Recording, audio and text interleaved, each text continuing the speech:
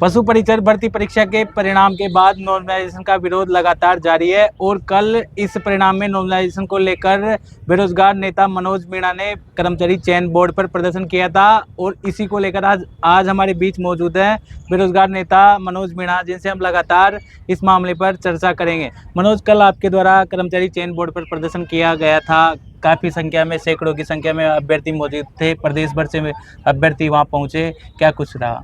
देखो, ऐसा है, राजस्थान में एक परंपरा बनती जा रही है नॉर्मलाइजेशन के नाम पर। और ये परंपरा सुनील जी आज की नहीं है। ये परंपरा आप देखोगे तो राजस्थान में 15-20 साल से चली आ रही है। चाहे कोई भी भर्ती हो, आरपीएससी की भर्ती हो, चाहे आरएमएसएसबी की भर्ती हो।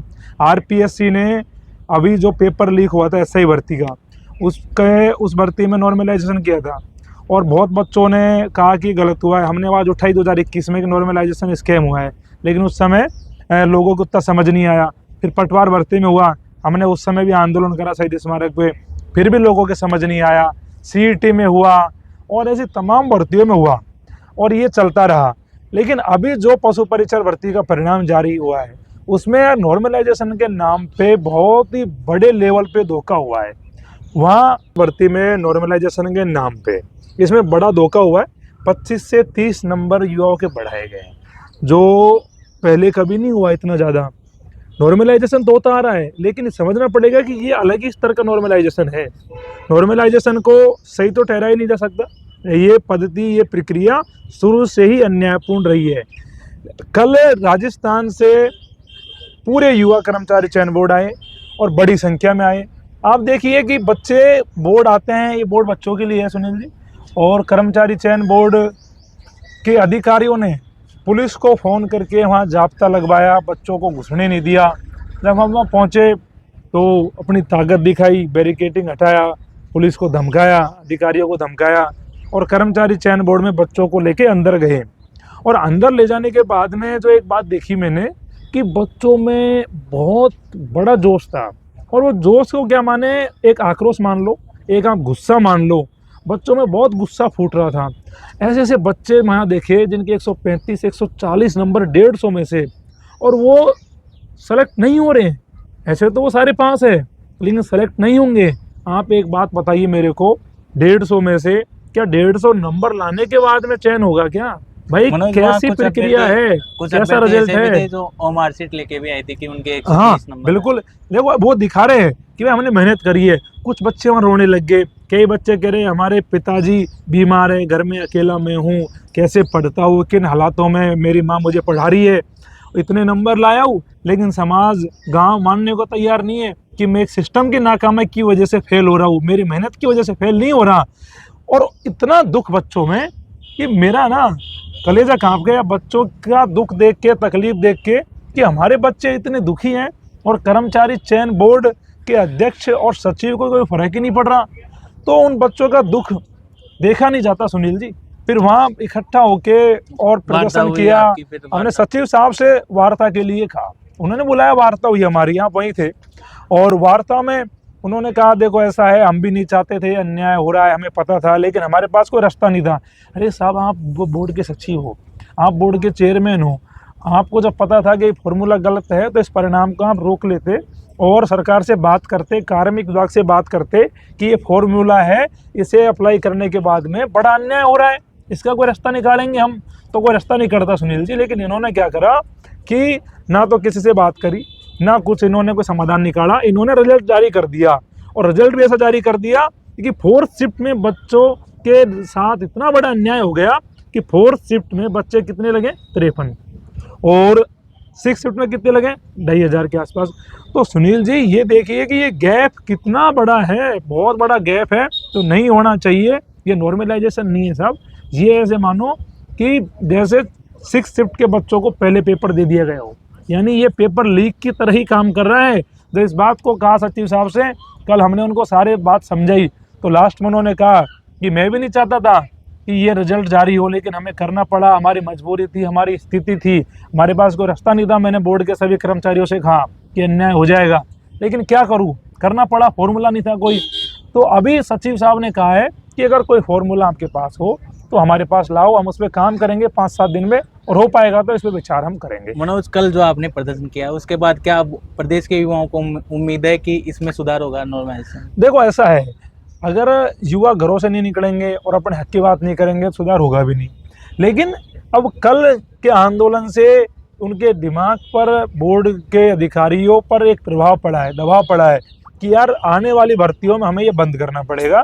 और हमने 2 मांग रखी कि पशु परिचर भर्ती के परिणाम को रिव्यू करो, इसे दोबारा रिवाइजल जारी करो, दूसरा आप नॉर्मलाइजेशन को बंद करो क्योंकि ये ठीक नहीं है। तो उन्होंने ये तो कहा कि चतुर्थ श्रेणी की भर्ती होगी तो उसमें हम 3 शिफ्टों में ले आएंगे या 4 में ले आएंगे, जो 6 में होने जा रही है, कम करेंगे, सेंटरों को बढ़ाएंगे, पेपर का लेवल समान रखेंगे, इतना फर्क नहीं आए, इतना गैप नहीं आए। तो वो करने का प्रयास कर रहे हैं। लेकिन समय मिला कोई बोर्ड से? बोर्ड में सचिव साहब से मिल रही थी ना कल। समय क्या कह रहे हो? समय टाइम मिला कोई आपकी जो सहमति बनी है उस? नहीं, देखो ऐसा है, सहमति तो ये है ना, 5-7 दिन का हमने उनको टाइम दिया है। और वो फॉर्मूला की जो बात कही है, तो हमने अभी एक फॉर्मूला पे स्टडी करी है। एक NTA जो एजेंसी है जो JEE की एग्जाम कराती है, उनका एक अलग फॉर्मूला है यही नॉर्मलाइजेशन का। वो फॉर्मूला बहुत ठीक लगा मुझे, तो उस पर अभी कुछ लोगों से सलाह लेके और सहमति से मैं सचिव साहब के पास लेके जाऊंगा कि साहब ये फॉर्मूला है, इसको देखिए, अगर कुछ हो सकता है तो, जिससे बच्चों के साथ में समानीकरण हो सके। और एक सुझाव हमने सुनील जी ये भी दिया कि 6 पारियों में परीक्षा कराई आपने, भाई 6000 पदों पे भर्ती है, 600 पे आसपास ही है, तो आप सब पारियों में 1000 पद बांट देते तो नॉर्मलाइजेशन हो जाता। समानीकरण की प्रक्रिया ही तो नॉर्मलाइजेशन है, लेकिन आपने एक पारी में 53 और एक में 2400, तो ये तो अन्याय है। और इसी के चलते युवा दुखी थे, पीड़ित थे, शोषित थे, और इतनी बड़ी संख्या में बोर्ड पहुंचे थे, और सरकार तक भी हमारी बात पहुंची है। कल सरकार के लोगों से भी हमने कहा है, कल हमने कई डिबेट चैनलों में कहा है और अपने माध्यम से भी कहा है कि आप इसमें सुधार कराइए, नॉर्मलाइजेशन को बंद कराइए। बच्चों के साथ धोखा हो गया और आप सुधार नहीं करोगे तो 3.5 साल बाद फिर वोट मांगने हैं आपको। महाराज, वोट तो जनता से मांगोगे आप, जनता क्यों वोट देगी आपको? आप बच्चों के लिए कुछ नहीं कर पा रहे, आप पेपर लीक का फैसला नहीं ले पा रहे, आप महिला आरक्षण पे कुछ नहीं कर पा रहे, नॉर्मलाइजेशन में कुछ नहीं कर पा रहे, तो काम तो करना पड़ेंगे सुनील जी इनको। मनोज, अभी ये 4th ग्रेड के भी एप्लीकेशन चल रहे हैं और पटवारी भर्ती परीक्षा भी होनी है, और ऐसे में कई ऐसी परीक्षाएं जो राजस्थान कर्मचारी चयन बोर्ड कराएगा। अगर नॉर्मलाइजेशन ऐसे ही चलता रहा तो प्रदेश के युवाओं को डर सता रहा है कि आने वाली भर्तियों में उनके साथ कुछ बड़ा हो सकता है, उसको लेकर। देखो ऐसा है, ये मैं आपसे कह रहा हूँ बार बार, और मैंने कल भी बच्चों से कहा है, ये देखो समस्या आज की नहीं है, बहुत पुरानी है और आगे भी रहेगी। अगर आज नहीं बोलोगे ना, तो जैसे चतुर्थ श्रेणी का नाम लिया, जेल पेरेरी है, ठीक है, पटवार है, VDO की है, और तमाम भर्तियाँ है, उनमें भी होता रहेगा। लेकिन ये बंद होना चाहिए ना। तो बोर्ड कह रहे हैं कि इस पर हम काम करेंगे, हम बात करेंगे, सहमति बनाएंगे, तो ये चीज़ें बंद हो सके आने वाले समय में।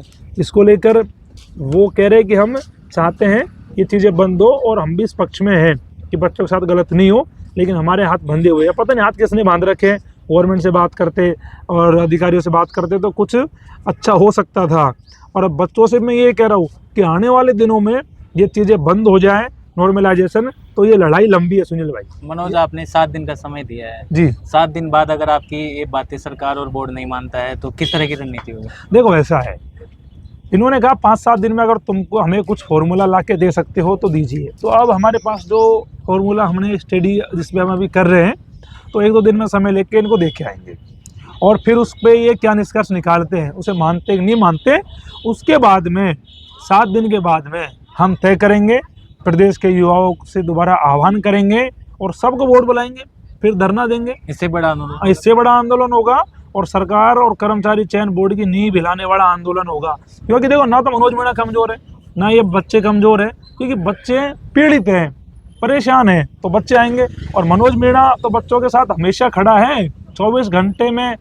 कभी भी बच्चे मेरे से कह देते हैं तो मैं उनके लिए हमेशा हाजिर रहता हूँ, हमेशा तैयार रहता हूँ, चाहे कोई भी बच्चों का मुद्दा हो, और निस्वार्थ भाव से हम काम कर रहे हैं बच्चों के लिए। तो ये लड़ाई लंबी जरूर है, लेकिन इसके परिणाम हम जरूर निकालेंगे। आने वाले दिनों में भी जो भर्ती परीक्षाएं होंगी उनमें भी नॉर्मलाइजेशन नहीं होने देंगे, और इसमें भर्ती में पशु परिचर में सुधार हो, इसको लेकर जो हमारी बातचीत चल रही है उस पर भी कोई परिणाम निकलेगा।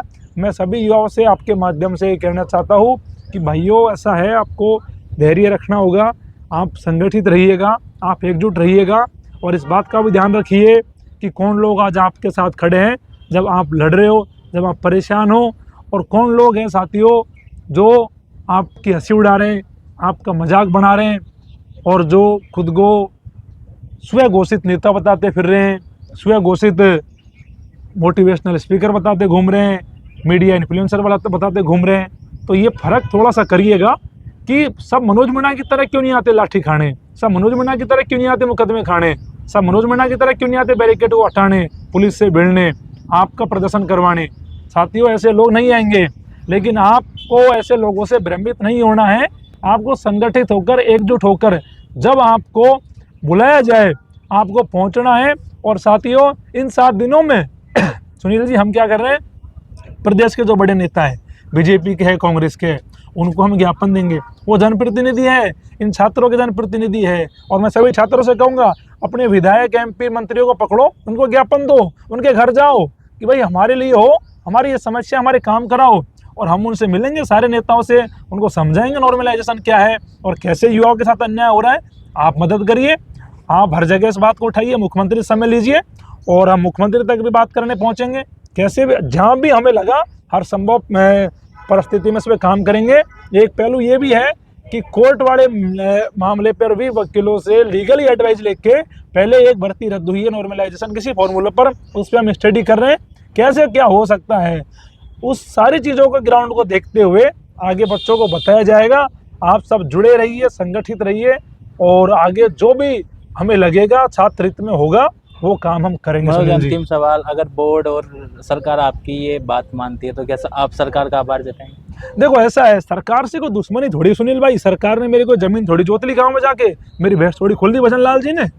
सरकार से कोई दुश्मनी नहीं है, सरकार हमारे लिए तो है। सरकार सारे मेरी जो युवाओं की मांग है, SI भर्ती को रद्द करो, उसमें भ्रष्टाचार हुआ है, महिला आरक्षण को आप लागू कर रहे हो जबरदस्ती, आप वोटों के कारण से, उसमें युवाओं के हितों का ध्यान रखो और जो भर्तियों के रिजल्ट पेंडिंग पड़े उनको निकलाओ, नॉर्मलाइजेशन खत्म करो। मेरी आप सारी मांगों को मान लीजिए, मैं धन्यवाद करूंगा। और सुनील जी ऐसा है कि पशु परिचर के रिवाइज रिजल्ट को लेकर भी सरकार मेरी बात को मानती है, नॉर्मलाइजेशन को बंद करने के लिए मेरी बात को मानती है। तो मैं भजन लाल जी को मिठाई का डिब्बा लेके जाऊंगा, मिठाई खिलाऊंगा उनको कि हाँ भजन लाल जी आपने अच्छा करा, कुछ तो सुना प्रदेश के युवाओं के लिए, कुछ तो किया प्रदेश के युवाओं के लिए, और इसलिए हम आपको धन्यवाद देते हैं। और इस यहाँ जो मैं बैठा हूँ इस पार्क में, यहाँ बच्चों को बुला के मिठाई बांटूंगा। हम तो कोई खिलाफ थोड़ी है, हम तो नीतियों के खिलाफ हैं, हम तो मुद्दों में खिलाफ है। भजन लाल जी हमारे पड़ोस के हैं, भरतपुर के, मैं दौसा का हूँ, कोई दूर के थोड़ी है। हमारा बॉर्डर एक जिला खत्म होता है तो वो जिला शुरू होता है। हमारी लड़ाई नहीं है सुनील भाई, मुद्दों की लड़ाई है। आपकी सहमति नहीं बनती मांग पर तो किस तरह की रणनीति होगी? देखो सहमति नहीं बनती तो सड़क तो हमारी है, आंदोलन करेंगे और सरकार और बोर्ड को झुकाने का प्रयास करेंगे। भाई युवाओं की सुनवाई करो, तुम युवाओं के लिए हो सचिव साहब, चेयरमैन साहब, आप क्यों नहीं सुनना चाहते? जब आपको पता है अन्याय हुआ है तो आप क्यों नहीं मानना चाहते? 135 वाला 140 वाला कहाँ जाएगा जो बच्चा, जो नौकरी नहीं लगा आपके चक्कर में, आपकी इस व्यस्तता के चक्कर में। तो मैं मानता हूँ नॉर्मलाइजेशन एक बीमारी है, कैंसर की तरह फैल चुका है, अब ये खत्म होना चाहिए और इसे खत्म होकर राजस्थान के युवाओं के साथ में न्याय करे, बोर्ड सरकार सारे लोग मिलकर काम करें, तभी युवाओं का भला होगा।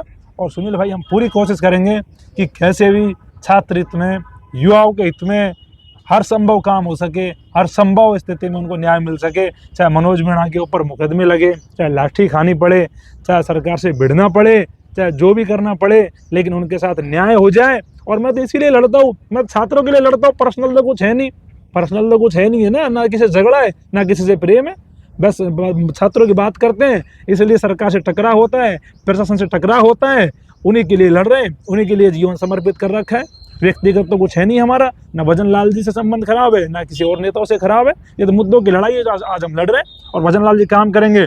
तो मैं आपके माध्यम से कहा है मैंने, काम आप जब भी आपको लगे कि यार मनोज मीणा ने बात कही थी मानी नहीं, जैसे भजन लाल जी काम कर देंगे, मिठाई का डिब्बा लेके जाऊँगा। तो ये थे हमारे साथ मनोज मीणा, जिन्होंने कल राजस्थान कर्मचारी चयन बोर्ड पर नॉर्मलाइजेशन को लेकर प्रदर्शन किया है और इन्होंने 7 दिन का समय बोर्ड और सरकार को दिया है।